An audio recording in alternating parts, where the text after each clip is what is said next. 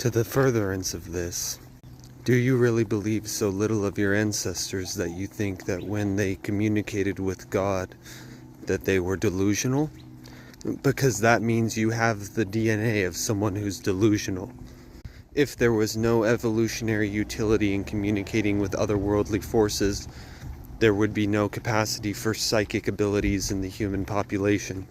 Now, do I mean that you can read someone's fortune? No, it's different.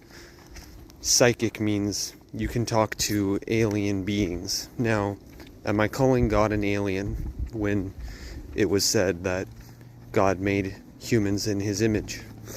No, God is God. And that means God deals with all things. If there are other intelligent life forms in the universe, there is a consciousness that has created them after his own image as well. Or her. But there is no precedent for anything other than Mother Mary on earth as the Holy Spirit. My mother talks about that. Why? Maybe it's just a human thing. But I can definitely tell you whatever God is not human, because humans are not God. That's simple logic. And when you look at the universe, you can find things like brains. Everything looks like a brain.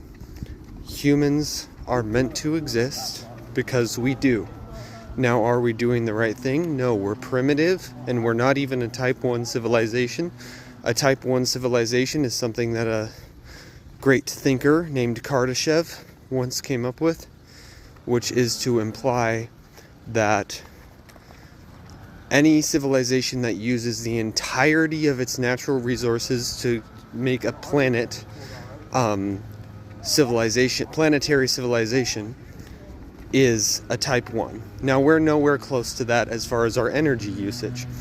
I add the addendum that we should turn Earth into a brain, because if we're going to do something, Elon Musk, the guy who's trying to send people to Mars, so maybe we should consider him at least with some level of regard for his accomplishments, be they in our interest or in his own interest.